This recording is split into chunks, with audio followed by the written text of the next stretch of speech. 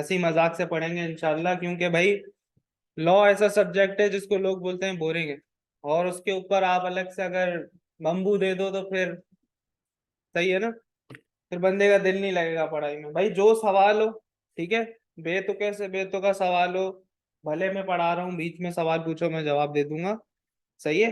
कोई rule book नहीं है हमारी क्लास की कि भाई ये चीजें करनी है ये नहीं करनी है, सब चीजें करनी है। ठीक है। तो इंशाल्लाह इंटरेक्टिव सेशन रहेगा हमारा। और तुम लोगों ने अगर बिजनेस लॉ की क्लासेस में लाइव नहीं ले सका था इस दफा, तो रिकॉर्डेड चलाई थी हमने, क्योंकि उधर तो है ही मेरा छोटा सा ही पोर्शन है। बेसिकली कॉर्पोरेट लॉज के अंदर जो सीफैप में होता है उसमें 30 लॉज होते हैं। ठीक है। तो कंपनी लॉ उसमें एक पार्ट होता है। 30 लॉज का एक लॉ कंपनी लॉ होता है कॉर्पोरेट लॉज में। तो जब बच्चा वहां आता था, कुछ टॉपिक्स थे जो उधर पहली बार आके उसको पढ़ने पड़ते थे वैसे ही। तो आई कैप ने ये कर लिया था कि बिजनेस लॉ के अंदर सी फैप से कोई एक आध छोटे छोटे से टॉपिक उठा के बिजनेस लॉ में रख दिए थे। कोई मेरे ख्याल से 3 चैप्टर्स थे, 16 17 18। तो वो मैं वहां कवर कराता हूँ। ठीक है। कैफ 7 की बात है तो कैफ 7 100% कोर्स मैं कराता हूँ। ठीक है।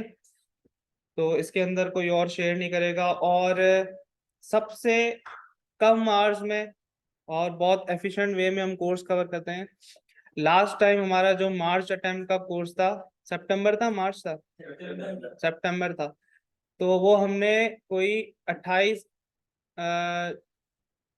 बकरा ईद की छुट्टियों का आखिरी दिन पहले हमने कोर्स खत्म कर लिया था, 2.25 महीने पहले। ठीक है। तो नॉर्मली ऐसा होता है कि 1 महीने पहले कोर्स खत्म हो रहा होता है, या 20 25 दिन पहले कोर्स खत्म हो रहा होता है, बाकी सब्जेक्ट्स की बात कर रहा हूँ। तो कंपनी लॉ को हम ऐसे लेके चलते हैं, हफ्ते में पहले 3 क्लासें होंगी, ठीक है, फिर 4 हो जाएंगी, 4 से ज्यादा नहीं होती। 1.5 घंटे से ऊपर हमारी कोई क्लास नहीं होती। ठीक है। क्योंकि कोई लंबी नहीं, काम की बात पढ़ेंगे। और सबसे अच्छी चीज, कोर्स हम बहुत पहले खत्म कर लेते हैं सारे पास पेपर और प्रैक्टिस के साथ, ताकि भाई तुम लोगों के पास एटलीस्ट 1 महीना ऐसा हो कि जिसमें तुम अपनी पढ़ाई करो, और उसके बाद वाला 1 महीना हो जिसमें तुम रिवीजन कर सको। ठीक है। तो सर, इंट्रोडक्शन से शुरू करते हैं। आ, मेरा नाम मुजम्मिल है, अब तक इतना तो सबको पता ही होगा। ठीक है। इसके अलावा भाई मैं करंटली PwC AF फर्ग्यूसन में काम करता हूँ, ऑडिट डिपार्टमेंट में। इसके अलावा भाई ये जो कंपनी लॉ है, अल्हम्दुलिल्लाह मैं कंपनी लॉ में एक टाइम पे आपकी तरह स्टूडेंट ही था। सही है। फिर 3 साल में यही ARTT में मैंने एज ए टीचर असिस्टेंट काम किया। ठीक है। तो जो टीचर असिस्टेंट होता है ना, उसको काफी सारी चीजें ऐसी पता होती हैं जो शायद कभी टीचर तक भी नहीं पहुंच पाती हैं। ठीक है। क्योंकि मैं नीचे ही डील कर लेता था, जाहिर है टीचर के पास इतना टाइम नहीं होता था। तो भाई मुझे पता है कि कौन सी चीज ऐसी है जो बीइंग ए स्टूडेंट बच्चे को तंग करती है। मैं जब खुद भी स्टूडेंट था तो काफी सारी चीजें मैंने फेस की कि भाई ये क्या है, ये नहीं होना चाहिए, इस तरह नहीं होना चाहिए। फिर जब टीए बना मैं, 3 साल मैंने बहुत मतलब रिसर्च की, नोट्स बनाए कंपनी लॉ के ऊपर, छोटी मोटी क्लासेस भी ले लेता था तब। फिर उसके बाद 2 साल से मैं 100% पूरा कोर्स पढ़ा रहा हूँ यही ARTT में। ठीक है। तो ओवरऑल कोई 5 साल के करीब हो गए। अच्छा जी सर, बात कर लेते हैं आप लोगों में से काफी सारे बच्चे ऐसे हैं जो हमारे पास बिजनेस लॉ पढ़ के आ रहे हैं। ठीक है। तो अगर आप लोगों को ऐसा लगता है, देखो आई कैप ने नई पॉलिसी लाई है कि FR1 नहीं करोगे तो FR2 में नहीं जा सकते, कॉस्टिंग नहीं करोगे तो MFA में नहीं जा सकते, ऐसा कुछ है, लेकिन लॉ की नहीं लाई। ठीक है।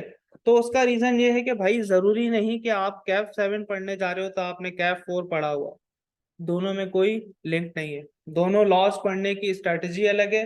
Kaif 4 is totally something else, 3 step वाला उसमें फॉलो करना होता है, कौन सा लॉ है, कंक्लूजन लिख दो ड्राफ्टिंग में, ये यहाँ पे ऐसा नहीं है। ठीक है।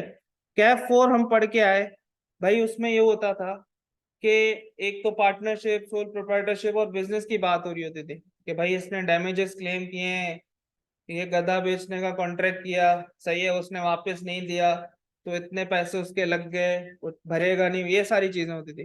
ठीक है। कंपनी लॉ में क्या होगा भाई, कंपनी लॉ में हम टोटल कंपनीज की बात करेंगे, इस तरह की कोई बात नहीं हो रही होगी।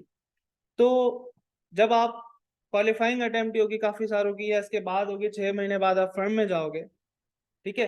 तो मोस्टली हमारी 95% अवाम एक्सटर्नल ऑडिट में ही जाती है। अब जब तुम ऑडिट में जाओगे तो सबसे ज्यादा जो तुम्हें नॉलेज चाहिए होगी वो तुम्हें चाहिए होगी रिपोर्टिंग की, पहले तो ऑब्वियसली, क्योंकि मेरे एफएस जो बनते हैं वो जो रिपोर्टिंग स्टैंडर्ड के हिसाब से बनते हैं। फिर उन रिपोर्टिंग स्टैंडर्ड्स का हम ऑडिट करते हैं तो उसके ऊपर आइजाज अप्लाई हो जाते हैं, जो सर आकाश आपको करा रहे होंगे, ठीक है, कि ऑडिट कैसे होता है। लेकिन ऑडिट के अंदर एक चीज अगर लॉ के पॉइंट ऑफ व्यू से कोई चीज काम आती है ना फर्म में, तो कंपनी लॉ काम आता है, ठीक है, कॉर्पोरेट लॉज या कंपनी लॉज काम आता है, क्योंकि आप ऑडिट के अंदर कुछ लॉ की कंप्लायंसेस भी देख रहे होते, तो ये वाली नॉलेज आपकी आगे जाके कैरी फॉरवर्ड भी होगी। ये जितना आपने पढ़ा वो वहीं लैप्स हो गया, जिंदगी में भी आगे काम नहीं आएगा अनटिल और अनलेस किसी को लॉयर बनना है, ठीक है। लेकिन जो ये वाली बातें हैं ना, ये बातें आपको आगे काम आएंगी।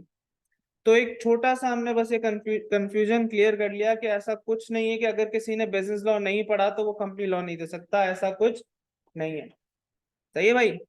तो थोड़े थोड़े नाम साथ साथ याद करते चलते हैं। तुम्हारा नाम क्या है? अमाद। तुम्हारा?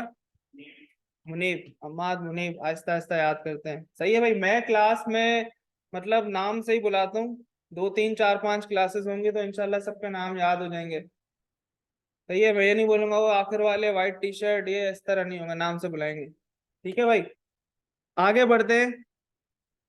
अमाद और मुनीब, कोर्स आउटलाइन।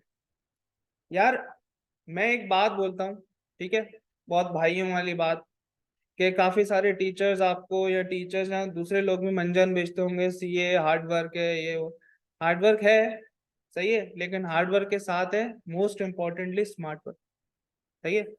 मेरा थ्योरी का पेपर कभी नहीं फेल हुआ आई कैप में। उसका रीजन ये है कि या तो मेरी थ्योरी अच्छी थी, या तो मैं थोड़ा बहुत स्मार्ट वर्क करता हूँ, थ्योरी के पेपर में बहुत चलता है।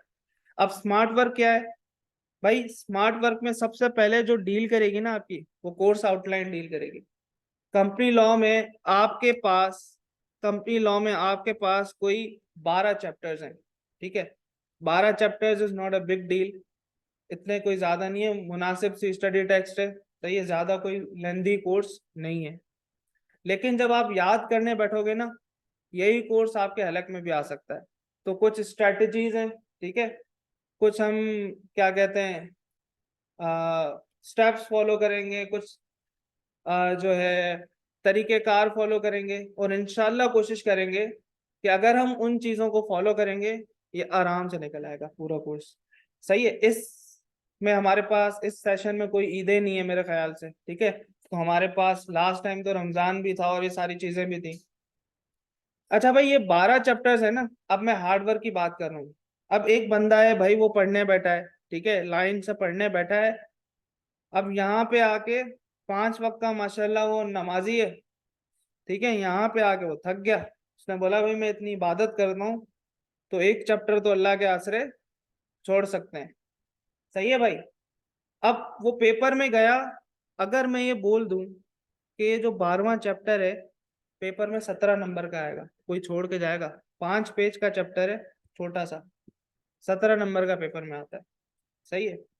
अब मैं अगेन इसको अपनी पिछली कही हुई बात से लिंक कर रहा हूँ, स्मार्ट वर्क। अगर मुझे पता है कि भाई ये एक चैप्टर है 17 नंबर का आता है, मैं तो उसको पी के जाऊंगा ना भाई। हार्डवर्क करना है। अब ये हार्डवर्क किए, उसने 11 चैप्टर किए, यहाँ आके थक गया।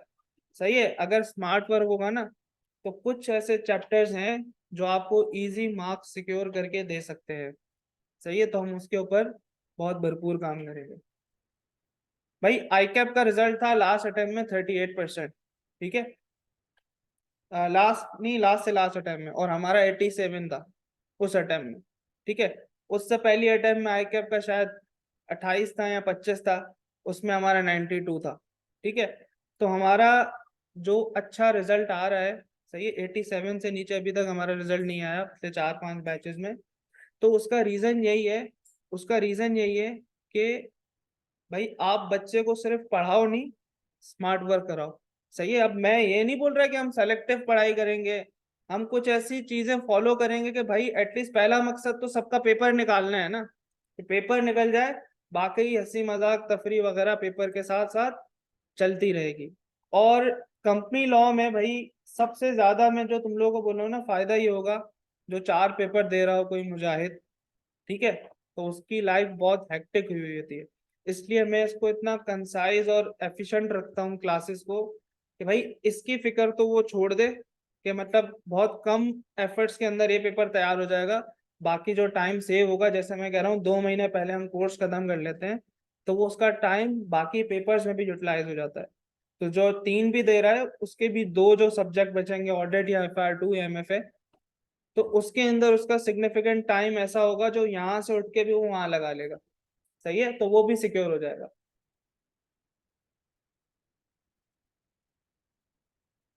पोर्टल से लाइव एक्सेस बिल्कुल आएगा। जब आप लोगों को पोर्टल एलोकेट हो जाएगा तो उस पर लाइव क्लास का लिंक आ रहा होता है। अभी तो ये 10-12 दिन तो ऐसे ही लिंक चल रहे होते हैं ओपन, ठीक है। तो एनी हाउ अभी सिर्फ ये रश बहुत है, एडमिन में बेचारे लोग सारे काम कर ही रहे हैं। तो तब तक जब तक ये इनका बैकलॉग खत्म नहीं हो जाता, वो आपकी क्लासेस नहीं रुकेंगी। सारी क्लासेस यूट्यूब पे भी आ रही होंगी मेरे ख्याल से, और लिंक जो है वो ओपन है, ठीक है। तो जब सारों के पोर्टल बन जाएंगे तो उसके बाद पोर्टल से ही कंटिन्यू रहेगा। यार मुझसे पूछोगे तो मैं बोलूंगा मेरे सामने आके बैठ के क्लास लो, ठीक है, क्योंकि वो एक ज्यादा इंटरेक्टिव होती है, शक्ल दिखती है, बंदा मतलब ज्यादा कंफर्टेबल होता है। अब ऑनलाइन में तुम्हारे ऊपर है, तुम्हें ऑनलाइन सही लग रहा है। हम लोग की क्लासेस ऑनलाइन में ऐसा नहीं होता कि इग्नोर हो रही होती है, मैं पढ़ रहा हूँ, मैं जवाब दे रहा हूँ। लेकिन एक टीचर से पूछोगे तो ऑब्वियसली वो बोलेगा कि भाई सामने आके बैठ, ताकि मैं भी तो देखूँ तो पढ़। आप घर में तुम लेट के क्लास ले रहे हो, कहाँ से समझ में आएगा। सही है ना। बाकी तुम लोग के पास तीनों ऑप्शन है ऑब्वियसली, कि आप फिजिकल ले लो, लाइव ले लो, या रिकॉर्डेड ले लो। लेकिन आई प्रेफर कि फिजिकल आओगे तो ज्यादा मजा आएगा तुम्हें। मेरी क्लासेस भाई बोरिंग नहीं होती एटलीस्ट। सही है, नहीं पढ़ेंगे तो हंसी मजाक ही कर लेंगे एटलीस्ट, लेकिन बोर नहीं होंगे। चले भाई, ये 12 चैप्टर्स हैं हमारे पास। 12 चैप्टर्स में से अब सर हमारा सीक्वेंस क्या होता है, ठीक है। अब ऐसा नहीं है कि ये 17 नंबर का है तो इसको मैं पहले पढ़ाना शुरू कर दूं। सही है, सेंस नहीं बनती। यहाँ ये कह रहा है कि वाइंडिंग अप। अब कंपनी लॉ बच्चा पहली दफा पढ़ रहा है, उसको मैं ये नहीं बताऊं कि कंपनी खुलते कैसे हैं, उसको डायरेक्ट बता दूं बंद कैसे करते हैं। सही है, 17 नंबर का है, दैट डजेंट मीन कि हम इसको पहले करेंगे, इसको हम पी के जाएंगे, वो अलग बात है। लेकिन एक सीक्वेंस हमारा ये होता है कि पहले हम यहीं से शुरू करेंगे, introduction, types, registration of company. अब इसके अंदर क्या होता है कि कंपनी इनकॉर्पोरेट को कैसे होती है, कुछ जार्गन्स डेफिनेशन है, ये भी पेपर में आता है। सही है, कि कौन सी तरह की कंपनीज होती हैं, और कुछ इंपॉर्टेंट बेसिक कॉन्सेप्ट्स हैं इस चैप्टर में। जाहिर सी बात है बेसिस बनाएंगे, फिर मेमोरेंडम, कुछ ए लेवल्स के होंगे तो वो इस टर्म से वाकिफ होंगे, मेमोरेंडम और आर्टिकल्स क्या होता है। सही है, ये हमारा सेकंड चैप्टर होगा। इन 2 चैप्टर्स को करने के बाद हम ये करेंगे शेयर कैपिटल, प्रोस्पेक्टस। सही है, जब ये हमारे 4 चैप्टर हो जाएंगे तो हमारे पास आ जाता है रिफ्रेशर। फिर उनके साथ हम मीटिंग्स शुरू करते हैं, और डायरेक्टर फिर उसके बाद सीक्वेंस मैटर नहीं करती, फिर हम कहीं भी सफल हो सकते हैं। ठीक है, कॉन्सेप्ट्स के हिसाब से पहले हम ये चैप्टर्स लाजमी करेंगे। तो कोई कॉपी कर रहा है तो भले कर दे, मुझे मसला नहीं है। लेकिन अभी जैसे ही क्लास खत्म होगी 10 मिनट बाद ये PPT जो है PDF फॉर्म में ग्रुप में आ जाएगा। ठीक है, तुम लोगों की मर्जी है। अच्छा सर, स्मार्ट वर्क में पहली चीज हमने डिस्कस किया कोर्स आउटलाइन, कि भाई कौन से सब्जेक्ट, कौन से टॉपिक की वेटेज ज्यादा है, ताकि मैं उसको इम्पोर्टेंस दूं। अच्छा भाई, इसके अलावा फिर मेरे पास आ जाती है ग्रिड। सर ये 3 चैप्टर्स है मेरे पास, 1, 2, 5, 15 से 20 मार्क्स के पेपर में आते हैं। ठीक है, 15 से 20 मार्क्स के ये 3 चैप्टर होंगे मेरे पास। इस ग्रिड को मैं कहता हूं incorporation and issuance of shares.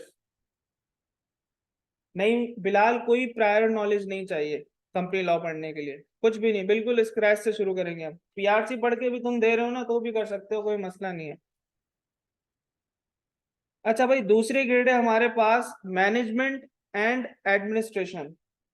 Sir इसके अंदर भी हमारे पास 3 चैप्टर्स हैं, prospectus, mortgages and charges, investment and disclosures. ये हमारे पास है 20 से 25 नंबर। अब यहाँ पे एक मसला है, ठीक है। मसला ये है कि जो इन्होंने हेडिंग्स दी है ना, इसके हिसाब से कुछ टॉपिक्स जो हैं, चैप्टर की बात नहीं कर रहा, टॉपिक्स की बात कर रहा हूँ, वो यहाँ फॉल कर जाते हैं और कुछ यहाँ फॉल कर जाते हैं।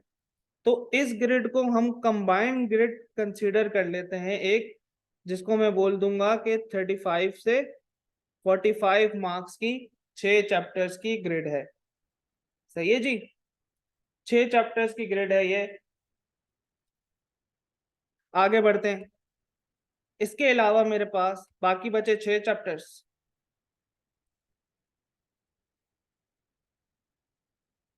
मीटिंग्स, प्रोसीडिंग्स, डायरेक्टर्स, ये 3 चैप्टर्स हैं और ये मेरे पास 20 से 30 नंबर, एवरेज 25 मार्क्स, ये हर पेपर में आते ही आते हैं।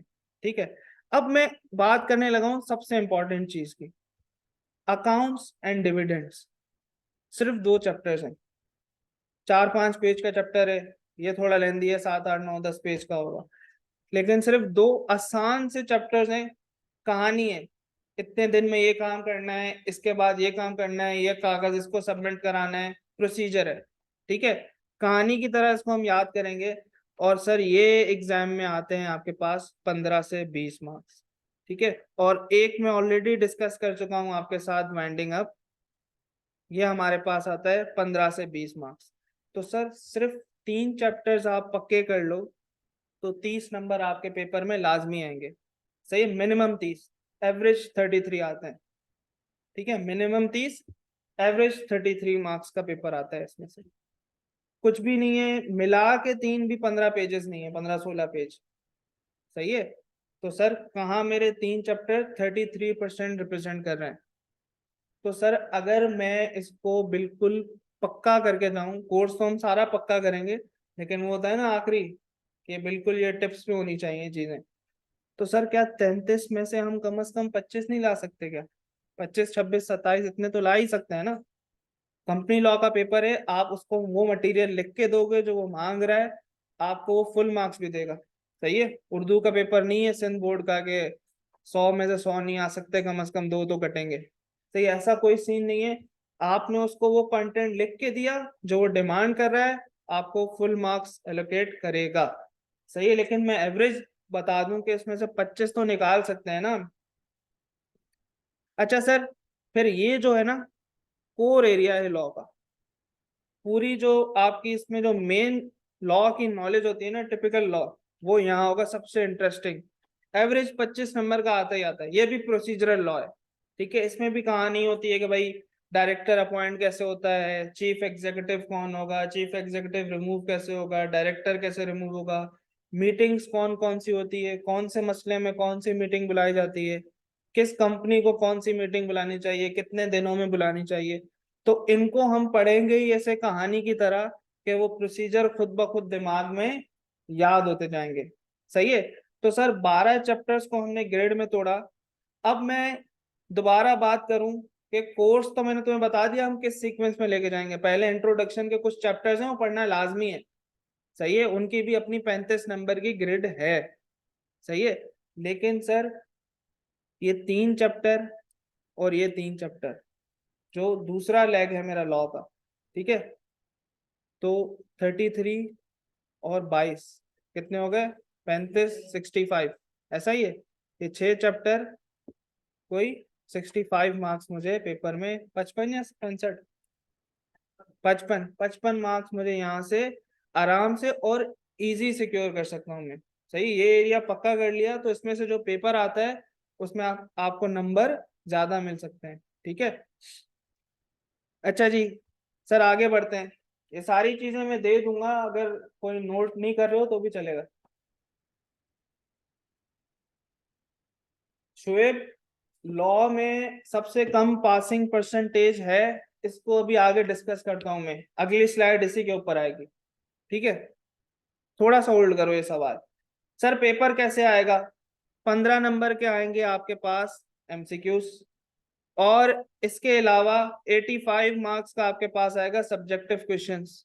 ठीक है, अब एमसीक्यूज ऐसे होते हैं, सिनेरियो बेस्ड होते हैं, कोई एक आध इसमें ऐसे होते हैं जो रट्टे वाले आएंगे, वरना वो कॉन्सेप्ट होगा याद नहीं किया हुआ कंटेंट उर्दू में क्लास में समझा हुआ है, दिमाग में है, जो तुम्हारी मादरी जबान है उसमें आता है, सही है। अंग्रेजी का सिनेरियो पढ़ोगे, 4 ऑप्शन होंगे, आराम से क्लिक हो जाता है किस चीज की बात कर रहे हैं, फ्री के नंबर है। सही है, मैं वो तरीके बता रहा हूँ कि पेपर पास करना कंपनी लॉ का बहुत आसान है। ठीक है, मैं तुम लोग को जैसे रिजल्ट्स बता रहा था, आई कैप का 28 तो हमारा 82, आई कैप का 35 तो हमारा 92। क्यों आ रहा है? सही है, इसलिए आ रहा है कि कुछ ऐसी चीजें हैं, बच्चे सिंपल सी चीजें फॉलो करें, पेपर पास हो जाता है भाई। आई कैप का पेपर निकालना बड़ी बात नहीं है, 50 नंबर उसने रखे होते हैं, आपको बस वो 3 घंटे के पीरियड में वो नंबर निकालने आने चाहिए। कि आप ऐसा नहीं हो कि भाई भाई एक बच्चा होता है 6 महीने भरपूर पढ़ेगा, बहुत चीता होता है, तुम्हारे सर्कल में होगा, फेल हुआ होगा, कोई तो ऐसा होगा लाजमी कि यार ये कैसे फेल हो गया, सारा दिन तो पढ़ता है। सही है, 6 महीने की तैयारी कर लेता है बच्चा, पेपर के 3 घंटे की तैयारी नहीं करता। सही है, मेरा ज्यादा फोकस होता है ना, 6 महीने की तैयारी बच्चा खुद भी कर लेगा, उसको ये करा लो ना, उसका पेपर पास हो जाएगा। तो हम इसके ऊपर ज्यादा काम करेंगे। ठीक है भाई, डबल ए कह रहे हैं सर हम लास्ट बैच के रिकॉर्डेड लेक्चर सुन सकते हैं या न्यू वाले ले लो? यार लास्ट बैच के रिकॉर्डेड लेक्चर्स भी ले सकते हो, ठीक है, कोई चेंज नहीं है सिलेबस में। लेकिन भाई आपको नई चीज लेनी चाहिए मेरे हिसाब से, क्योंकि मेरे नजदीक हर आने वाली अटेम्प्ट पिछली अटेम्प्ट से बेहतर होती है। भाई लर्निंग कर्व होता है ना। हाँ भाई, लर्निंग कर्व से याद है, अब्बास भाई आ गए हमारे पास। अब्बास भाई, अब अगर मैं एक दफा पेपर दूंगा, दूसरी दफा ज्यादा अच्छा होगा, ऐसा ही है। तो भाई इसी तरह पिछले वाले लेक्चर्स लेने हैं, ले लो, लेकिन ये वाले ज्यादा अच्छे होंगे। तो किसी को तेज पढ़ने का शौक है, वो उससे करके ले ले, कोई मसले वाली बात नहीं। लेकिन जो साथ साथ होते जा रहे हैं वो लाइव लेते जाओ, एक्स्ट्रा टाइम में तो नया चैप्टर वहां से उठा के पढ़ते जाओ। ठीक है, बिल्कुल सब्जेक्टिव क्वेश्चन सिनेरियो बेस्ड ही होते हैं मेरे पास। 65% सिनेरियो बेस्ड आते हैं, कुछ वो स्ट्रेट फॉरवर्ड भी पूछता है, कैसे हैं सर आप, ठीक हैं? अच्छा जी, तो हमने बात कर ली कि पेपर का पैटर्न क्या होगा, हमारे पास 2 हिस्सों में पेपर आएगा भाई, ए और बी। फिर इसके अलावा इसके लिए हम क्या करेंगे, एमसीक्यूज हैं, और आप कॉन्सेप्चुअली क्लियर हैं तो ये वाला पोर्शन आप कर सकते हो। अब सेक्शन बी के लिए हम क्या करेंगे भाई, ड्राफ्टिंग करेंगे क्लास के अंदर। सही है, जिसके लिए आपकी पार्टिसिपेशन लाजमी चाहिए होगी भाई। क्लास की लिमिटेशंस होती हैं, या तो मैं 2 घंटे की क्लास लगा दूं और बैठ के पूरी पूरी ड्राफ्टिंग करा दूं, पिछले से पिछले बैच में हमने ऐसे किया था। ठीक है, यहाँ तो बच्चों के ऊपर होता है। सही है, यहाँ तो मैं छोटी क्लास लगाऊं, ड्राफ्टिंग हम थॉरली डिस्कस कर लेंगे, और चेक तुम मुझे बाद में बैच के करा लेना। इससे लास्ट बैच में बच्चों ने ये एग्री किया था। सही है, अब ये तुम्हारे ऊपर है, मेरे लिए कोई बड़ी बात नहीं, आधा घंटा क्लास एक्सटेंड करनी है और मैं बैठ के सर पे खड़ा होकर चेक कर लूंगा सारी ड्राफ्टिंग, ये तुम लोग के लिए ज्यादा अच्छी बात है। सही है भाई, लास्ट टाइम भी ऐसे ही हो रहा था, तो बच्चों ने बोल दिया था कि हम आपको चेक करवा देंगे स्कैन करके, जो कि कुछ 4-5 बच्चों के अलावा नहीं आती थी, आखिर में जाके थे भंगी सारे, जब पेपर से एक हफ्ता पहले। सही है भाई, तो हम ऐसा करेंगे इसके लिए, पास पेपर हम सारे करते हैं, जो पिछली अटेम्प्ट से लेके 2009 तक जितने भी पास पेपर होंगे सब क्लास में करेंगे। ठीक है, और सिर्फ पास पेपर नहीं, एग्जामिनर कमेंट भी पढ़ेंगे। भाई आपका कोई भी पेपर है ना, मुझसे कभी भी कोई मशवरा लेता है तो मैं उसको बोलता हूँ पेपर पास पेपर किया और साथ में एग्जामिनर कमेंट पढ़ा? सही है, बच्चे बोलते हैं एग्जामिनर कमेंट नहीं पढ़ा। भाई अगर जो बंदा आपका पेपर चेक कर रहा है, अगर आप उसके व्यूज नहीं देखोगे कि भाई ये मतलब बच्चों को जलील कर रहा होता है ना अमूमन उसी में, कि बच्चे ने ये किया ये किया। सही है, तो मैं कहता हूँ भाई हमने पास पेपर किया, उसका एग्जामिनर कमेंट क्लास में पढ़ा। अब जब हम एग्जामिनर कमेंट पढ़ेंगे उसमें वो बोलेगा बच्चों ने ये वाली गलती की, जो अब आपने लिखा होगा वो तो आप खुद ही देखो कि हाँ यार ये मैंने भी की। लेकिन होगा ये कि हम इतने सारे पास पेपर करेंगे कि आहिस्ता आहिस्ता जब मिड ऑफ द सेशन आएगा, तो मैं कहता हूँ गलती रिपीट नहीं करो, जो गलती एक दफा क्लास में डिस्कस हो गई वो रिपीट नहीं करो, नई वाली कर लो भले, मसला नहीं है, नई गलती करो। तो जब पुरानी गलतियां किल होते होते रिपीट नहीं होंगी, तो मिड ऑफ द सेशन में आपकी ड्राफ्टिंग बहुत इंप्रूव हो जाती है। सही है, इतनी इंप्रूव हो जाती है कि आप पेपर निकाल सकते हो। भाई हमारे एक बैच में ऐसा लड़का था, सही है, नाम नहीं लूंगा उसका मैं, लेकिन आज तक मेरे दिल के बहुत करीब है वो। जब हम पहली क्लास में ड्राफ्ट करे थे, इंटीरियर से इनका था, सही है वो। तो अब बड़ा प्यारा बच्चा था, अब वो सवाल जब लिखता था ना, उसकी is, am, are, that, grammar की गलतियां, मतलब सेंटेंस स्ट्रक्चर सही नहीं होता था। लेकिन इतना मेहनती, इतना हार्ड वर्किंग, विलिंगनेस थी उसमें सीखने की, करता गया भाई। जब रिजल्ट वाले दिन उसका मैसेज आया ना कि सर कंपनी लॉ निकल गया, और उस टाइम में रिजल्ट अच्छा नहीं आया था इतना, आई कैप का रिजल्ट, ठीक है, उस टाइम में उसने पास कर लिया। तो कहने का मकसद ये है कि भाई अगर आप करना चाहो, सही है, तो आप उसको कर सकते हो, ठीक है ना। आगे बढ़ते हैं भाई। अच्छा भाई, अब आ गए रिजल्ट्स। स्प्रिंग 18, ऑटम 18, 13.5, 18, ये 100 में से 13.5 बच्चे पास हुए। 18, 100 में से 18 बच्चे पास हुए। ऑटम 19, 23, 28, 35। यहाँ आके अपने खोला नल का, 43%, 21%, सॉरी 30%। अब यहाँ पे रीजन भी ये है, इधर हो रही थी पॉलिसी चेंज, ठीक है। यहाँ तक होता था एक ही पर्चा, 50 का बिजनेस लॉ, 50 का कंपनी लॉ, सही है। फिर यहाँ से डिस्कशन होने लगी कि भाई नई स्कीम आ रही है, अलग अलग पेपर करो। तो पेपर ऐसे आते थे कि आसान आसान पेपर आता था, पास होने वाला पेपर आता था। तो यहाँ से आप देख रहे हो नल का खोल दिया आईकेप ने। फिर उसके बाद ये आ गई थी हमारी शायद पहली अटेम्प्ट नई पॉलिसी की, ऐसा ही है, सही है, 21%। फिर उसके बाद हमारे पास लास्ट दो जो रिजल्ट्स हैं थोड़े बेहतर आए, ठीक है, 38%, 55%। भाई जब नई स्कीम आई ना, तो कॉर्पोरेट लॉज में भी एक नई चीज आई थी कि उसने corporate laws open book exam कर लिया था, सही है। उसने बोला कि भाई आप डायरेक्ट लाओ क्लास में और पेपर पास करके दिखाओ, कि कहाँ से आया ये भी नहीं पता चलता उसमें। कॉर्पोरेट लॉज में आप सवाल पढ़ो, कोई बता दे कि इसके ऊपर ये वाला लॉ लग रहा है ना, तो वो समझो वो पास है, क्योंकि लॉ तो आप देख के लिख सकते हो ना। पेपर पिक करना ही इतना मुश्किल था। जब पहली अटेम्प्ट हुई ऐसी कॉर्पोरेट लॉस की, तो 4,000 बच्चों में से 92 स्टूडेंट्स पास हुए थे, सही है। 4,000 में से 92 स्टूडेंट्स पास हुए थे। और उसका इम्पैक्ट भी हमने कैफ 7 में देखा, उसने नीचे भी हाथ बहुत टाइट रखा, इसीलिए 21% था। फिर 38, लास्ट अटेम्प्ट में जाके, लास्ट अटेम्प्ट का लेकिन पेपर भी बहुत मुनासिब पेपर आया था, दिखने में बहुत अच्छा पेपर था, बहुत टिपिकल सिनेरियो बेस्ड पेपर था।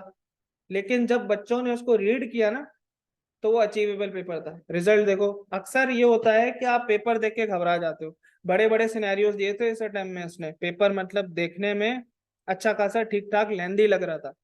लेकिन जब बच्चे ने रीड किया तो उसने देखा सिनेरियो के बाद बात सीधी सीधी है, सादा खुशबू सी चीज पूछ रहा है, उसको वो लिख के दे दी उसने, उसने नंबर दे दिया। अगेन, कि आप उसको वो चीज लिख के दोगे जो मांग रहा है। उर्दू का पेपर नहीं है कि मार्क्स कटेंगे, फुल मार्क्स मिल सकते हैं, ठीक है। बिल्कुल लास्ट अटेम्प्ट वाली स्टडी टेक्स्ट यूज कर सकते हैं, कोई चेंज नहीं है।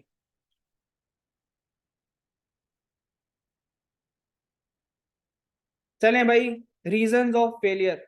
अब जो रीजंस ऑफ फेलियर है, ये बैठ के मैंने नहीं सोचे कि भाई इस वजह से बच्चा फेल होता होगा। मैंने कहा कि हम एग्जामिनर कमेंट्स पढ़ते हैं, सही है। तो इतने हम लास्ट अटेम्प्ट से 2009 तक ये सारा पढ़ेंगे, तो जब उसकी बातें सुनेंगे तो हम किसी कंक्लूजन पे भी पहुंचेंगे, सही है। तो ये जो अभी हम रीजंस लिख रहे हैं ना, ये अदर वर्ड्स में एग्जामिनर कमेंट से निकाले गए रीजंस हैं। कहीं वो बोल देता है कि भाई सवाल लिखा, उसने बोल दिया कि भाई बच्चे ने ऐसे लफ्ज यूज किए कि जिसने इस बात का मतलब चेंज कर दिया। जब मतलब चेंज कर दिया, तो दैट मीन्स कि जो वो पूछना चाह रहा है ना, आपने वो डिलीवर नहीं किया। तो चौड़े में जब बच्चा बाहर निकलता है कि सर क्या पेपर करके आया हूँ, जब रिजल्ट आता है तो फेल हो जाता है। उसके पीछे रीजन ये होता है कि आप रिक्वायरमेंट पढ़ के ये समझ नहीं पाते कि वो क्या पूछना चाह रहा है। वो पूछ कुछ और रहा है, आपने पिक कुछ और किया, और जो आपने पिक किया वो आप बिल्कुल सही लिख के आए। तो इसलिए हमारे दिमाग में ये होता है कि भाई जो मैंने चीज लिखी है, ठीक है, वो बिल्कुल सही है। तो सर वो चीज सही कैसे होती है? जब तक ड्राफ्टिंग प्रैक्टिस नहीं करोगे, ये चीज सही नहीं होगी। तो ये तो हमारी क्लास के अंदर ही चीज हल हो जाएगी, क्योंकि सारे पास पेपर हम क्लास में करेंगे, और इस दफा डिसाइड हो गया कि हम चेक भी क्लास में ही करेंगे साथ साथ। ठीक है भाई। फिर 11th आवर्स कोर्स कवरेज, पूरा हमने सेशन जो है तफरियां की, आज केएफसी पे लंच खा लिया और कल मैकडोनल्ड्स पे डिनर किया। सही है, तुझे ऐसे ही देख रहा हूँ, तुझे नहीं बोल रहा। कभी सिंधी मुस्लिम में कॉफी पीने चले गए, ठीक है, फिर हाँ कभी डंकिन चले गए। आखिर में हमें याद है कि यार हम असल में तो पढ़ने आए, ठीक है। तो जब हम आखिर में पढ़ने बैठे ना, तो अब कोई मुजाहिद की कॉल आती है, सर चैप्टर 5, 6, 8 में से कौन से दो छोड़ सकता हूँ। ठीक है, अब भाई क्यों छोड़ सकता हूँ, इसलिए एग्जामिनर कमेंट में उसने लिखा कि जब बच्चा आंसर लिखता है तो कुछ पॉइंट्स वो भूल जाता है। अब लॉ का पेपर सिर्फ एक ही रीजन है आप भूल सकते हो, जब आखिर में पढ़ोगे, क्योंकि जाहिर सी बात है, एक साइकोलॉजिकल चीज है, एग्जाम में जब आप याद कर रहे होते हो आखिरी दिनों में नई चीज दिमाग में नहीं जाती। ठीक है, नई चीज दिमाग में नहीं जाती, हर चीज की एक कैपेसिटी होती है। पानी की बोतल है, इसमें 500 ml पानी जा सकता है, ठीक है। इस तरह दिमाग की कैपेसिटी है, उसमें जितनी चीज जा सकती है टाइम पे उतनी जाएगी, एक साथ डालोगे तो नहीं जाएगी। सही है, तो भाई साफ साफ सीधा सीधा साथ साथ पढ़ते जाओगे, ठीक है, साथ साथ पढ़ते जाओगे तो लॉ याद होता जाएगा। आखिर में पढ़ने बैठोगे तो कुछ वर्ड्स ऐसे होते हैं, सही है, बिजनेस लॉ आप पढ़ के आए होगे, तो कुछ वर्ड्स जैसे होते हैं अंग्रेजी के जो नहीं याद हो रहे होते, ठीक है, लेकिन कंपनी लॉ कंपैरेटिवली वर्डिंग के हिसाब से उससे आसान है। ठीक है, लेकिन एनी हाउ कुछ जार्गन्स, कुछ लफ्ज, कुछ तरीके ऐसे हैं जो हमें याद करने पड़ते हैं, फिर उसको हम ड्राफ्टिंग में अप्लाई करते हैं। लेकिन ये चीजें शुरू में टाइम लेती हैं। पहला चैप्टर याद करने बैठोगे शायद थोड़ा ज्यादा टाइम लगेगा, फिर फेमिलियर हो जाओगे लॉ से तो आगे जल्दी जल्दी चीजें याद होने लगेंगी। लेकिन साथ साथ नहीं पढ़ोगे तो भूल जाओगे, साफ सी बातें भूल जाओगे, अनटिल और अनलेस के कोई एक्स्ट्रा ऑर्डिनरी जीनियस हो। ठीक है, वरना मेरे जैसा अगर कोई एवरेज बिलो एवरेज है तो उसके लिए मसला होगा अगर वो साथ साथ नहीं पढ़ेगा। इसलिए मैं कहता हूँ कि हम कोर्स 2 महीने पहले खत्म कर देते हैं, ताकि 1 महीना आपकी अपनी याददाश्त के लिए हो दोबारा पढ़ने के लिए, और फिर 1 महीना आप उसको दोबारा रिवाइज करो। सही है, इसके अलावा हमारे पास सेलेक्टिव स्टडीज, जब 11th आवर्स कोर्स कवरेज करोगे तो सेलेक्टिव ही पढ़ोगे। ठीक है, ये तीनों चीजें हैं ना, जब हम एग्जामिनर कमेंट पढ़ेंगे तो मैं तुम्हें यहाँ से लिंक कराऊंगा कि यार हमने जो डिस्कस की थी वो बात हो रही है कि नहीं हो रही। बिल्कुल आ रहे हैं, अक्सर इसी बात पे आ रहे हैं। बिलाल तुम्हारी बात का जवाब दे देता हूँ अभी। भाई हम बुक कौन सी पढ़ेंगे, कोर्स कवरेज स्ट्रेटेजी आ गई। भाई जैसे ही अभी हमारी पहली क्लास की पीपीटी है, इसी तरह हमारे 12 के 12 चैप्टर्स की पीपीटी है हमारे पास। सही है, वहां से हम कॉन्सेप्ट बिल्ड करेंगे। सही है, मैंने एक चैप्टर पढ़ा, एक टॉपिक पूरा हो गया, एक चैप्टर में 8-10 टॉपिक हो सकते हैं, एक टॉपिक मैंने खत्म किया पास पेपर के साथ। ठीक है, फिर उसी टॉपिक को मैंने स्टडी टेक्स्ट से रीड करवाया दोबारा। सही है, let's say type of companies वाला टॉपिक हमने पढ़ा, फिर हमने स्टडी टेक्स्ट में जाके देखा कि भाई मैंने जो पीपीटी से पढ़ाया है क्या वही बात हो रही है वहाँ। सही है, तो याद करने के लिए जो डिस्क्रिप्टिव नोट्स होंगे वो हमारे क्या है, स्टडी टेक्स्ट। ठीक है, बहुत आसान है मेरे लिए कि मैं कंट्रोल सी करूं, स्टडी टेक्स्ट को वर्ड खोलूं, कंट्रोल वी करूं, अपना नाम लगा के बुक बना दूं। सही है, वही चीज होती है हर किसी की बुक में, तो डायरेक्ट मैं वहीं से क्यों ना याद करूं जहां से एग्जामिनर पेपर बना रहा है। सही है, पढ़ेंगे हम अपने नोट्स से, पीपीटी से, वो मैं आपको पीडीएफ में दे दिया करूंगा। सही है, बोलोगे तो नीचे फोटोकॉपियर के पास रखवा दूंगा, आपको जहां से सस्ता प्रिंट हो वहां से करा लो, टॉपिक वाइज वो आपको क्लास शुरू होते ही मिल जाएगा पूरे चैप्टर का पीपीटी। ठीक है, उसमें हर कॉन्सेप्ट के नीचे उसका पास पेपर आ रहा होगा और सारे एग्जामिनर कमेंट सब उसके अंदर बना हुआ है। आप उसको जब याद करने बैठो स्टडी टेक्स्ट से तो लैपटॉप में खोल के बैठ जाओ, नहीं समझ आता है स्क्रीन में तो उसका भी प्रिंट कर लेना, तुम्हारी मर्जी है, उसमें भी वही चीज होगी जो स्टडी टेक्स्ट में होगी। सही है, तुम्हारे पैसे बचाने के लिए बोल रहा हूँ कि पीडीएफ में ही यूज कर लेना। फिर भाई समरी नोट्स, हमने एक चैप्टर खत्म किया, उस चैप्टर को हमने यहाँ से रेफर किया। सही, उसकी हमने समरी पढ़ी और उसको हमने समराइज वे में, जैसे पहले चैप्टर के लेट से 8 8 लेक्चर्स हैं, डेढ़ डेढ़ एक एक घंटे का, 8-9 घंटे का पूरा चैप्टर है। सही है, 35 मिनट्स की उसकी समरी रिकॉर्ड हुई हुई है मेरी, और समरी नोट्स है, वो आपने वहां से रेफर किया, साथ साथ याद भी हो गया। क्लियर है। फिर भाई एमसीक्यूज और ये तो सारी चीजें हमारे लेक्चर के साथ साथ चलती जाएगी। अब जो क्विज की बात थी, चैप्टर खत्म होगा तो क्विज लेंगे, यहाँ तो एक चैप्टर का लेंगे। अगर वो चैप्टर में कुछ इतनी ज्यादा पूछने वाली चीज नहीं होगी तो हम 2 चैप्टर्स का मिला के लेंगे, ताकि एक अच्छा क्विज हो जाए, रादर देन के एक फॉर्मेलिटी पूरी करूं मैं सवाल देके, या फिर हम कुछ जो एग्जाम पॉइंट ऑफ व्यू से इंपॉर्टेंट हो, जब तक वो ना कवर हो जाए, ताकि एक क्वालिटी पेपर बने। ठीक है, वरना तुम बोलोगे तो हम टॉपिक का भी ले लेंगे। बिल्कुल, फिर मैं ये करूंगा कि भाई हर चैप्टर का वो कह रहे हैं कि पीपीटी नोट्स आप रखवा दीजिएगा हार्ड कॉपी में। सही है, ये थोड़ा ज्यादा सस्ता पड़ेगा तुम लोगों को फोटो कॉपी। ठीक है, तो मैं एक उसका प्रिंट निकाल के उसको दे दूंगा, वो कॉपी बना देगा। सही है, तो वो आपने रेफरेंस के लिए यूज करनी है, याद हमें कहाँ से करना है, स्टडी टेक्स्ट से याद करना है। क्लियर है भाई। चले भाई, एक हमारा बुनियादी सवाल हर लॉ की पहली क्लास में होता है कि कंपनी लॉ क्यों आया। बिजनेस लॉ पढ़ के आए हो ना तुम लोग, बिजनेस लॉ क्यों आया भाई?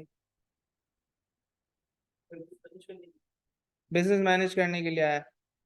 भाई देखो, तुम अपनी रोजमर्रा की जिंदगी में जब बाहर निकलते हो तो दुनिया कानूनों से भरी हुई है। सबसे पहले आपको टुल्ला रोकेगा चौक पे कि भाई लाइसेंस देगा। सही है, लॉ है, आपको लाइसेंस बना के गाड़ी चलानी है। ठीक है, ट्रैफिक सिग्नल पे रुकना है, लॉ है। हर घर में जाओगे, कुछ चीजें होती हैं भाई, यार लेट हो रहा है, घर पहुंचना है, अब्बा पूछेंगे, कानून है ना, टाइम पे पहुंचना है भाई, 10 बजे के बाद गेट बंद। ठीक है, तो भाई ये कानून जो बनते हैं, घर से घर की मिसाल ले लेते हैं ना, घर में ये जो रूल्स रेगुलेशन कानून बोल दूं दूसरे अल्फाज में, तो ये क्यों बना है? ताकि भाई एक एनवायरनमेंट मेंटेन रहे, तुम लोगों की बेहतरी के लिए। सही है, इसी तरह भाई ट्रैफिक रूल्स बने, कानून बने, आवाम की फलाह बहबूद बेहतरी के लिए, कि मतलब एक माशरे की तरह हम तमीज से गाड़ियां चलाएं। इसी तरह भाई कंपनी लॉ इसलिए आया ताकि कंपनीज जो हैं एक दायरे कार के तहत चले, प्रोसीजर के थ्रू चले। एक मिसाल से बात कर लेते हैं। ठीक है, अब्बास भाई हैं, अब्बास भाई ने एक कंपनी खोली, अब्बास प्राइवेट लिमिटेड। ठीक है, अब्बास भाई ने एक प्राइवेट कंपनी खोली तौलिए बेचने की, तौलिए बेचते हैं ये। ठीक है, कोरंगी में इनका मैन्युफैक्चरिंग प्लांट है। इन्होंने क्या किया, इन्होंने अपना रॉ मटेरियल खरीद लिया एक एबीसी कंपनी से। ठीक है, तो अब्बास भाई ने अपनी बुक्स में क्या एंट्री बनाई होगी, रिसीवेबल इन्वेंट्री जो डेबिट और पेबल क्रेडिट। सही है, अपना इन्वेंट्री डेबिट करके पेबल क्रेडिट कर दिया होगा। अब अब्बास भाई ने पैसे देने हैं एबीसी को। 1 मिनट के लिए सपोज करो कि कंपनी लॉ एग्जिस्ट नहीं करता, कोई लॉ एग्जिस्ट नहीं करता। अब्बास भाई ने क्या किया, अपना नाम चेंज कर लिया और अली लिमिटेड कर दिया। तो मना है, कर सकते हैं, कंपनी नाम चेंज करके, के ई एस सी था, आपके इलेक्ट्रिक है, इस तरह बहुत सी कंपनियां होंगी नाम चेंज कर लेती हैं। ठीक है, तो अब्बास भाई ने अपना नाम चेंज करके अली रख दिया। अब जब एबीसी पैसे मांगने आया तो एबीसी ने कहा कि भाई लाओ पैसे दो। मैं बोला आपने तो अब्बास को बेचे थे, हम तो अली हैं, जाके अब्बास से पूछो। तो कहने का मकसद ये है कि अगर लॉ नहीं होता, अंधी मची हुई होती, इसीलिए लॉ ने क्या किया, जब हम पढ़ेंगे कि कंपनी नाम कैसे चेंज करती है, वहां लॉ कहता है कि आप नाम बदलना चाहते हो बदल लो, कुछ स्टेप्स हैं वो फॉलो करो, बदल सकते हो। लेकिन जब नाम बदलोगे तो नए नाम के साथ तुम लिखोगे एक्स अली, पुराना नाम मेंशन करोगे, कितने दिन तक वो हम डिटेल में जाके पढ़ेंगे। ठीक है, और उसके साथ लॉ कहता है नाम बदलने से तुम्हारी राइट्स और तुम्हारी लाइबिलिटीज पे कोई इम्पैक्ट नहीं आएगा। सही है, अगर ये चीज नहीं होती तो एक छोटी सी मिसाल है कि इसी तरह अंधी बनी हुई चीज। सही, किसी भी चीज को दायरे कार में चलाने के लिए हम एक कानून बनाते हैं। इसी तरह भाई कंपनी लॉ क्यों आया, तो कंपनी भी देख लेते हैं। सही है, इसमें मैं मिसाल देता हूँ पीकी ब्लाइंडर्स की, बहुत सारों ने देखा हुआ होता है। सही है, ज्यादातर ए लेवल दो लेवल वाले देखते हैं, मैंने भी अभी देखा है, पहले मैं भी नहीं देखता था। ठीक है, तुमने देखा होगा पीकी ब्लाइंडर्स। सही है, उसमें ग्रेस के अलावा अगर तुमने कोई चीज नोट की हो, ठीक है, या थॉमस शेल्बी के अलावा किसी ने कोई चीज नोट की हो तो वहां तुमने देखा होगा इंडस्ट्रियल रेवोल्यूशन दिखाई है उसके अंदर। सही है कि पहले वो शराब बेचता है फिर स्टॉक कंपनी खोल देता है। सही है। तो भाई जब इंडस्ट्रियल रेवोल्यूशन हुई तब ऐसा था कि लेट से ये पानी की बोतल है, ठीक है, ये मेरा इलाका है, पानी की बोतल है, यहाँ ये 500 रुपए की बिकती है। मैंने नोट किया कि भाई यही पानी की बोतल 4 गली दूर जाके बेचूं तो 25 रुपए की बिकती है। क्यों? वहां सप्लाई नहीं है, डिमांड ज्यादा है। सही है। जब ये गेम लोगों को समझ में आई तो भाई उन्होंने क्या किया, एक शहर से जाके दूसरे शहर बेचना शुरू कर दी, फिर दूसरे मुल्कों में जाके बेचना शुरू कर दी महंगी महंगी। ठीक है। तो भाई इससे क्या हुआ, सप्लाई बढ़ने लग गई। सही है। सप्लाई बढ़ी तो मुझे बड़ा प्लांट लगाना पड़ेगा। बड़े प्लांट के लिए क्या चाहिए? फाइनेंस चाहिए, पैसा चाहिए। अब अपना फाइनेंस तो लिमिटेड होगा। सही है। फिर लोगों ने मिल के कंपनीज खोलने लगी, लोगों ने अपने पैसे जोड़ के कंपनियां खोलने लगी। ठीक है। तो इसी तरह फिर क्या हुआ, एक जॉइंट स्टॉक कंपनी का तस्वुर आया उस दौर में। सही है। तो वहां से एक हिस्ट्री है कंपनी की, जब कंपनीज बनी तो फिर उनको चलाने के लिए कंपनी लॉ भी बना। सर अब एक चीज पढ़ लेते हैं, सेक्शन क्या होता है, सब सेक्शन क्या होता है। ये उनके लिए जिनके जिंदगी में पहली दफा लॉ नाजिल हुआ है। ठीक है। तो ये मेरे पास जो 2.0 डेफिनेशन लिखा हुआ है इसको मैं कहता हूँ सेक्शन। ठीक है। ये कोई कोर्स की बात नहीं हो रही, जनरल बात हो रही है नॉलेज की। इसको मैं कहता हूँ सेक्शन। फिर इस सेक्शन के नीचे जो ये है इसको मैं क्या कहता हूँ, सब सेक्शन कहता हूँ। ठीक है। तो ये मैं इसलिए बता रहा हूँ कि आगे चल के हम रेफर कर रहे हो कि भाई सेक्शन दिस का सब सेक्शन दिस ये कहता है। क्या सर पेपर में जब मैं आंसर लिखूंगा तो मुझे सेक्शन और सब सेक्शन लिखने होंगे जवाब में? नहीं, आपका एग्जामिनर आपसे ये एक्सपेक्ट नहीं करता। ये सिर्फ हम नॉलेज के लिए बता रहे हैं कि आगे जाओगे ना फॉर्म में, तुम बोलोगे यार लॉ में ये पढ़ा है, तो वो पूछेंगे तुमसे, ये नहीं पूछेंगे नोट्स खोल के दिखाओ किसी टीचर के, बोलेंगे बेरेक्ट में बताओ कौन सा सेक्शन है। सही है। तो इसलिए बता रहा हूँ कि हम जब रेफर करेंगे तो हम बोल रहे होंगे भाई सेक्शन 2 का सब सेक्शन दिस और दैट। सही है भाई। आगे चलते हैं, मेंबर और शेयर होल्डर। ये तो लाजमी पता होगा तुम सबको। हाँ भाई, अमाद, अमाद ना, शेयर होल्डर क्या होता है? शेयर्स होते हैं। अनीसा बाजी बताएंगे मेंबर क्या होता है। सही है। किसी और को पता है मेंबर क्या होता है भाई? शेयर होल्डर होता है जवान आदमी, मेंबर होता है थोड़ा बुजुर्ग आदमी, ऐसा है? नहीं सर, शेयर होल्डर में बन जाता हूं जब मैं कंपनी के शेयर ले लेता हूँ। ठीक है। जब मैं कंपनी के शेयर ले लेता हूँ ना तो उस कंपनी का मैं शेयर होल्डर भी हूँ और मेंबर भी हूँ। लेकिन जब मैं कंपनी का मेंबर हूँ तो हो सकता है मैं शेयर होल्डर भी हूँ, हो सकता है मैं ना भी हूँ। बात समझ आ रही है कि जो शेयर होल्डर है वो कंपनी का मेंबर है, लेकिन हर मेंबर कंपनी का शेयर होल्डर नहीं है। तो कहने का मकसद ये है कि शेयर होल्डर बनना है, कंपनी के शेयर्स खरीद लो। मेंबर बनना है तो शेयर्स खरीद लो, या फिर और भी तरीके हैं जिससे तुम मेंबर बन सकते हो। सर चैप्टर 2 के अंदर इसके ऊपर डिटेल में हम बात करेंगे। अभी जहां जहां ये टर्म यूज होगी तो तुम ये समझ लेना कि शेयर होल्डर और मेंबर अभी एक ही बात हो रही है। क्लियर है? कुछ जार्गन्स डिस्कस कर रहे हैं हम ताकि हम क्लास स्टार्ट करें तो किसी को कोई इशू ना हो। फिर भाई जर्नल बात करते हैं, एक और डेफिनेशंस। कंपनी लॉ के अंदर तुम्हें काफी सारी डेफिनेशंस मिलेंगी। कुछ definition exam point of view से भी बहुत इंपॉर्टेंट होंगी, जो पेपर में वो उसने 4 से 5 नंबर का ऐसा ग्रे एरिया रखा होता है जिसमें वो हर अटेम्प्ट में एक डेफिनेशन पूछ रहा होता है। सही है। सीधी सीधी किसी भी चैप्टर से उठा के। तो डेफिनेशन के लिए एक जनरल बात है लॉ में, कुछ डेफिनेशंस आपको मिलेंगी इंक्लूसिव डेफिनेशन, जो शुरू हो रही होंगी कि भाई दिस स्टार्ट विद इंक्लूड्स। सही है। डेफिनेशन शुरू ही हो रही होगी कि this includes this this this. इसी तरह कुछ डेफिनेशन मेरे पास होंगी एक्सक्लूसिव। अब वो किस तरह शुरू हो रही होंगी, उसमें लिखा होगा दिस एक्सक्लूड, मतलब दुनिया की हर चीज शामिल है सिवाय इसके। सही है। वो मेरे पास होंगी एक्सक्लूसिव डेफिनेशन। फिर एक होगी एग्जॉस्टिव डेफिनेशन।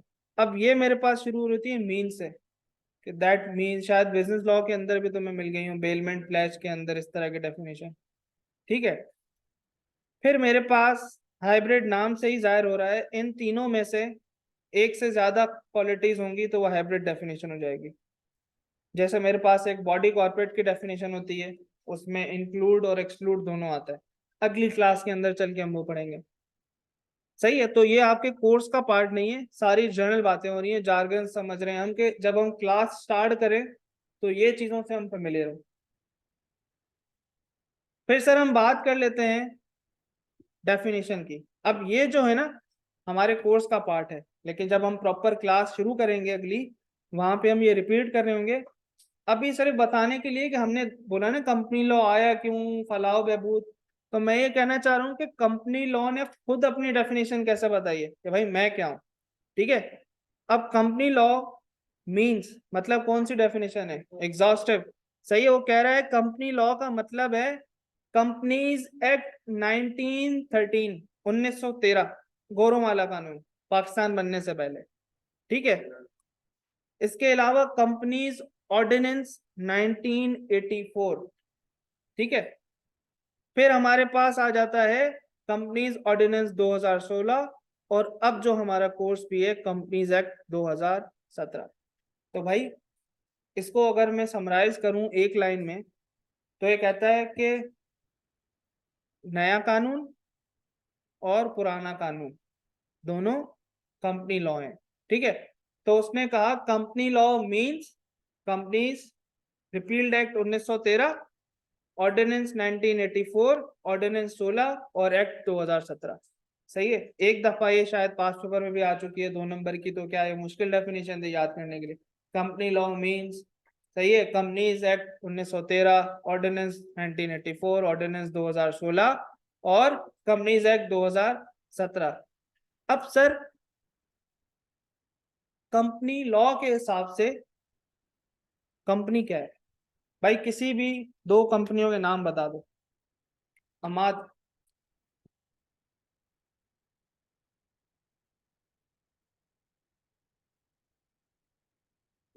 पेप्सी। सही है, पेप्सी 50 साल पुरानी कंपनी है। ठीक है, यूनिलीवर 70-80 साल पुरानी कंपनी है।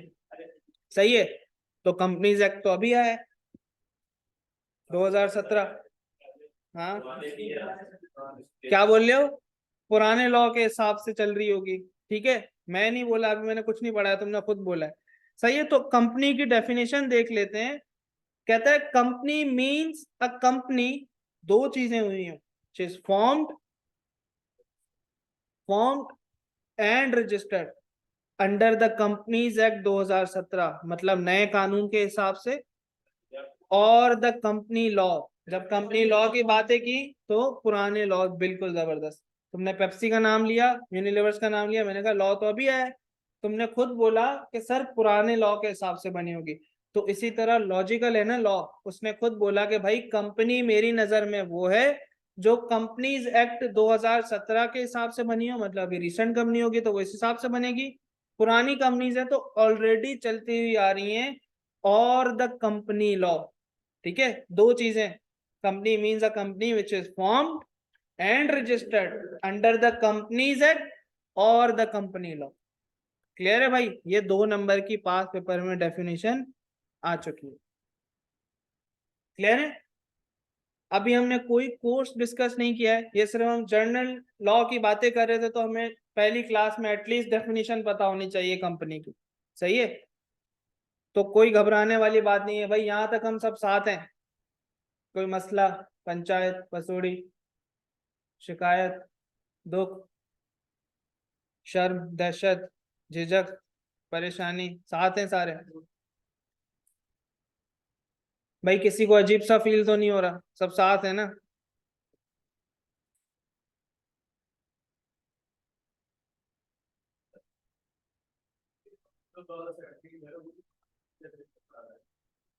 बिल्कुल आ रहा है, लेकिन यहाँ पे वो इसके ऊपर एम्फेसाइज कर रहा है। सही है, जब नया लॉ आएगा, सही है, ये डेफिनेशन कौन सा लॉ बता रहा है? 2017 वाला एक्ट बता रहा है। सही है, तो वो अपने ऊपर फोकस करवा रहे हैं कि मेरे हिसाब से बनिए और द कंपनी लॉज में मेरे अलावा भी जो लॉज हैं उनके हिसाब से बनिए, तो खुद के ऊपर एम्फेसाइज करवा रहे हैं क्योंकि डेफिनेशन नया लॉ दे रहा है। शायद आगे चल के कंपनीज एक्ट 2023-25 आ जाए तो शायद उसमें इस तरह हो कि 25 और द कंपनी लॉ, फिर ये हट जाए, वहां चले जाएंगे। समझ आ रही है बात? अच्छा जी, आखिरी चीज है आज की क्लास की, इसके बाद क्लास ऑफ। ठीक है, टाइप्स ऑफ रेजोल्यूशन। भाई रेजोल्यूशन क्या होता है? हाँ, इस दफा शुरू से पढ़ेंगे। मतलब भाई देखो, कंपनी में बहुत सारे डिसीजंस होते हैं, सही है। मैं एक एबीसी अब्बास भाई की कंपनी थी ना, अब्बास भाई की कंपनी थी, अब वो प्राइवेट कंपनी थी, अब वो पब्लिक कंपनी होने जा रहे हैं, मतलब लोगों को शेयर्स बेचेंगे, लोगों के पैसे भी आएंगे उसमें, सही है। तो अब समझो पब्लिक कंपनी हो गई, अब तो बाकियों का पैसा भी है। अब वो जब कोई भी डिसीजन लेंगे ना, अब्बास पब्लिक लिमिटेड अब कोई भी डिसीजन लेगी तो अब्बास भाई खुद से नहीं ले सकते, वो बुलाएंगे एक अदद मीटिंग। ठीक है, मीटिंग बुलाएंगे तो मीटिंग में भी ऐसे फैसले नहीं होंगे, मीटिंग में भी रेजोल्यूशन पास होगी, सही है। तो लॉ के हिसाब से लॉ ने बोला कि रेजोल्यूशन होती है दो तरह की, एक ऑर्डिनरी रेजोल्यूशन होती है, आम रेजोल्यूशन, एक होती है स्पेशल रेजोल्यूशन। कंपनी लॉ ने कुछ बिजनेसेस बता दिए, कुछ ऐसे काम बता दिए, कुछ ऐसी एक्टिविटीज बता दी जो उसने कहा कि मेरी नज़र में स्पेशल, सॉरी, मेरी नज़र में जनरल है। ठीक है, उसके अलावा जो भी होंगी वो सारी स्पेशल हो जाएंगी। ठीक है, तो ये कौन सी चीजें होती हैं, जब हम कोर्स पढ़ेंगे तो करेंगे, अभी कोर्स नहीं पढ़े। ये लफ्ज यूज होंगे आगे चल के, तो मैं चाह रहा हूँ कि तुम फेमिलियर हो कि ये लफ्ज होते क्या हैं। तो भाई कंपनी में जब भी डिसीजंस होंगे, मीटिंग होगी, तो डिसीजन होंगे रेजोल्यूशन के साथ। ऑर्डिनरी रेजोल्यूशन होगी तो सिंपल रेजोल्यूशन चाहिए, 100 मेंबर्स हैं, मेजोरिटी चाहिए 50 से ऊपर, 50 क्रॉस करना है, रेजोल्यूशन पास हो जाएगी। स्पेशल रेजोल्यूशन पास करनी है, 100 मेंबर है, अब 50 नहीं चाहिए, अब चाहिए मुझे 75। ठीक है, 75 होगी तो स्पेशल रेजोल्यूशन पास हो जाएगी। बात समझ आ रही है भाई? यहाँ तक किसी को कोई मसला? सब साथ हैं? बिल्कुल अक्सा। ये मैं कह रहा था कि नए लॉ के हिसाब से बनी हो या पुराने लॉ के हिसाब से बनी हो, मतलब 1913 ऑर्डिनेंस एक्ट पुराने वाले, तो भी वो कंपनी ही है नए लॉ के हिसाब से भी। बिल्कुल भाई, जो कंपनी पुराने लॉ के हिसाब से भी इनकॉर्पोरेट हुई होगी लेकिन अब उसके ऊपर कंपनीज एक्ट प्रिवेल कर रहा है, मतलब अब जो आम डेली रूटीन में काम कर रही है वो कंपनीज एक्ट के हिसाब से कर रही है, बिल्कुल सही बात है। बिल्कुल, रेजोल्यूशन पास होने का मतलब डिसीजन लेना है। नेशनल असेंबली में जब आपने देखा हो, एजेंडा आता है, बोलते हैं कि भाई एजेंडा नंबर 1 है, इमरान खान साहब को हमने नायल कर वो निकालना है, वो क्या अदम एतमाद, सही है। वो जब हो रहा था तो रेजोल्यूशन पास हुई, कोई भी डिसीजन में रेजोल्यूशन पास होती है। ठीक है, अब रेजोल्यूशन पास हो जाती है, डेस्क बजा बजा के हाथ खड़े करके वो करते हैं, यही पढ़ेंगे इसमें, कंपनी में भी ऐसे ही होता है। सही है, शो ऑफ हैंड से वोटिंग होती है, ये सारी चीज पढ़ेंगे वो कैसे होती है। तो उसके बाद वो रेजोल्यूशन पास हो जाती है, मतलब नेशनल असेंबली का डिसीजन हो जाता है। Same goes for company, company में भी यही होता है कि भाई इसी तरह आप शो ऑफ हैंड करते हो या वोटिंग कराते हो बैलेटिंग की, और उस रेजोल्यूशन के ऊपर डिसीजन आ जाता है और वो रेजोल्यूशन पास हो जाती है, फिर वो डिसीजन इम्प्लीमेंट हो जाता है। बात समझ आ रही है? तो भाई आज की क्लास में हमने कुछ भी टेक्निकल या कोर्स से रिलेटेड नहीं पढ़ा, सारी जनरल ऐसी बातें की हैं कि अगर मुझे ये पता होंगी तो मेरी आगे की क्लासें बहुत स्मूथली जाएंगी। ठीक है, तो सर इंशाल्लाह अगली क्लास हमारी ट्यूसडे को होगी, सही है। सिर्फ इन 10-12 दिन में हमारी क्लासेस में थोड़ा सा कम क्लासेस होंगी, लेकिन कोई वो नहीं है, अभी 2 होंगी, 3 होंगी, फिर 4, 4 से ऊपर नहीं जाती, सही है। उससे ज्यादा मैं भी नहीं पढ़ा सकता भाई, थक जाता हूँ। सही है, 1.5 घंटे की क्लास होगी हमारी, उससे ऊपर कोई क्लास नहीं होगी। भाई किसी को लगे कि भाई 2 महीने पहले भी कोर्स खत्म हो जाएगा, क्लास भी 1.5 घंटे की होगी, 4 दिन से ज्यादा होगी भी नहीं, तो कैसे होगी भाई? किसी को शक है? पोर्टल का एक्सेस मिलेगा, उसकी राइट टैब में पुराने साल के लेक्चर आ रहे होंगे, वो जाके देख लेना। कोई क्लास अगर नजर आए तुम्हें, बड़ी क्लास या टाइम पे कोर्स खत्म हो जाएगा, आखिरी क्लास का टाइम भी देखोगे तो उस दिन कोर्स खत्म होगा वाइंडिंग अप वाली। सही है भाई? तो इंशाल्लाह ये सारी चीजें पॉसिबल है। बस जैसा मैं तुम्हें बताऊंगा वैसे साथ साथ पढ़ते जाएंगे इंशाल्लाह। बहुत हंसते खेलते कोर्स निकलेगा इस सेशन में। तो ना कोई ईद है, कोई ईद बारात भी नहीं है, बहुत स्मूथली कोर्स जाएगा। तो भाई आज की क्लास हम यहीं तक रखते हैं। ये जो पीडीएफ है मैं भी ग्रुप पे शेयर कर दूंगा। किसी का कोई सवाल है तो मुझे व्हाट्सएप कर सकता है या इन पर्सन भी कर लो, कोई मसला नहीं है। नंबर तुम्हारे पास मेरा होगा, फिर भी मैं लिख देता हूँ। 6 है भाई ये।